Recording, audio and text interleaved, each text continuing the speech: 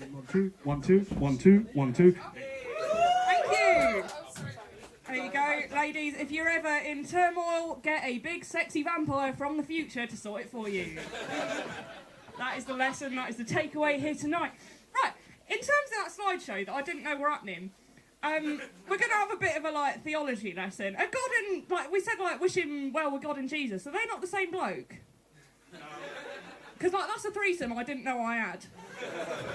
I don't know.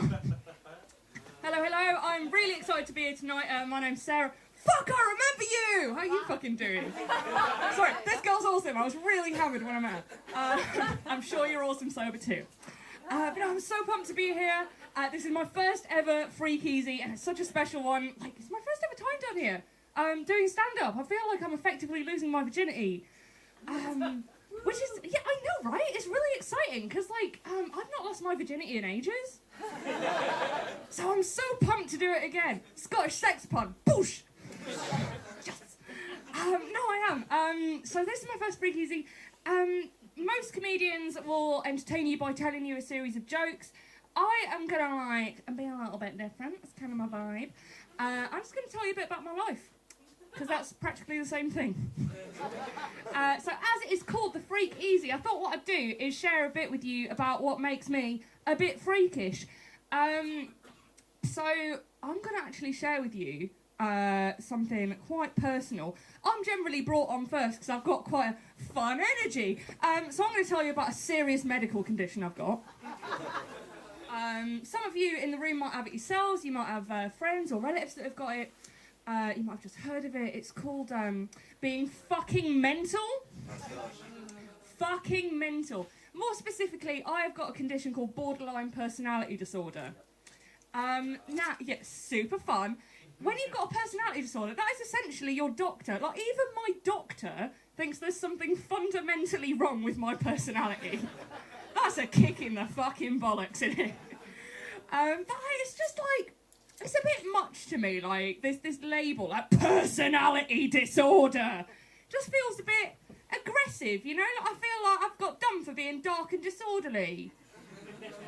Like a vampire on a stag do. I ain't done nothing. I just picture the Count from Sesame Street in a hot tub in Ibiza going, seven lads, It's not me, I ain't done nothing. I'm nice. But yeah, it is still one of the most stigmatised conditions out there. I know it's not a competition, but I'm going to make it one because I've got an ego that can't be quenched. It is so stigmatised. I got told back in the day to Google my condition when I got diagnosed.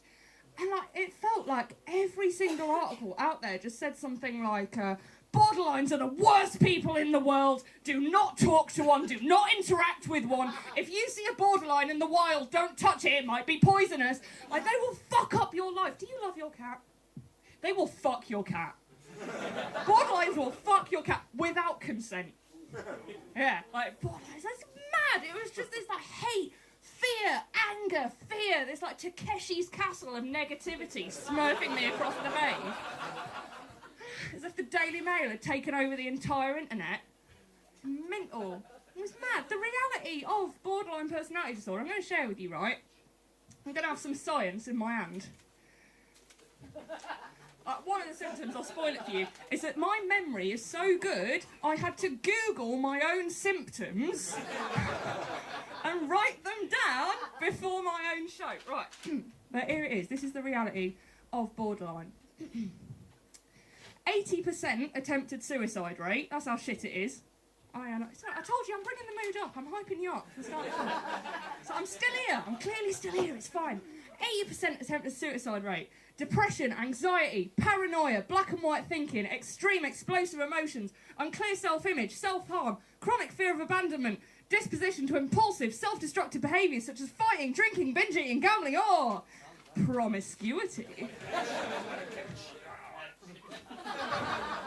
Guess which one I chose.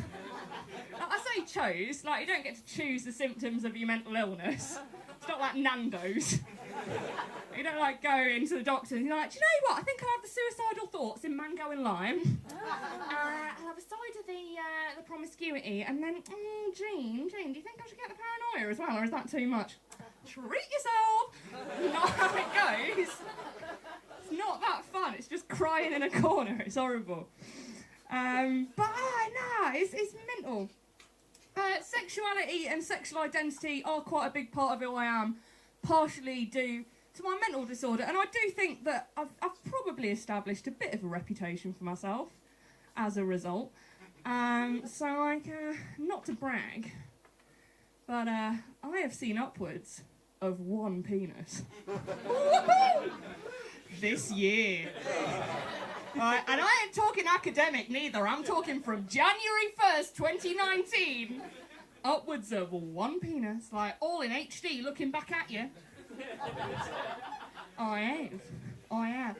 People like to share with me an idiom, right? Because I'm usually dressed about as chavvy as I sound.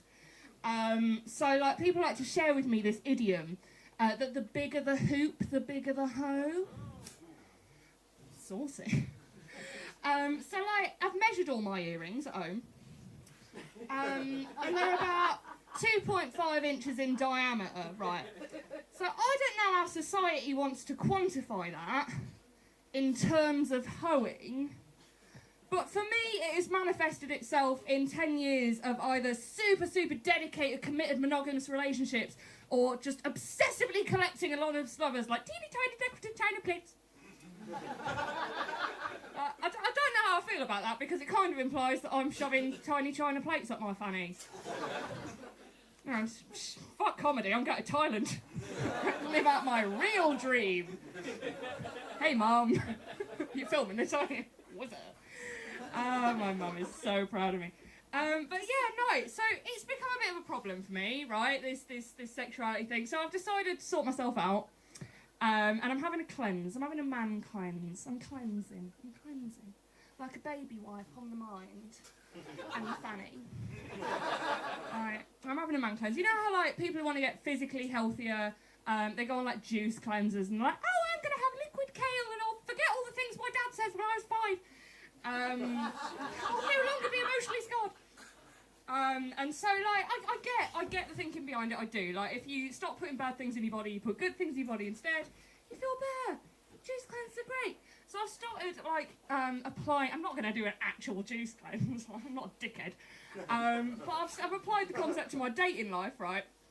And so now, instead of shagging everyone, and their mum, I've decided that now I, only drink gluten-free organic semen. I'm kidding, I'm not gluten-free. I'm still not fussy. Right, go on then, tell you what, shall we do one more? We'll do one more little joke as my little exit. It's been really nice playing with you guys, but there are other people who want attention nearly as much as me. So I will leave you on this. I dedicate each of my shows to my dad. Speaking of sexuality, it's 2019, we all know it's a kink. But I'm kidding! I do. I like to dedicate each of my shows to my dad, no matter what they're about. And so I like to leave on a little impression of my dad. I know you don't know him, but this is just like my main memory of him as a child. It always really stuck with me throughout my adult life. It's always really influenced me. So if you'll indulge me, I want to share with you a little impression of my dad. So here we go.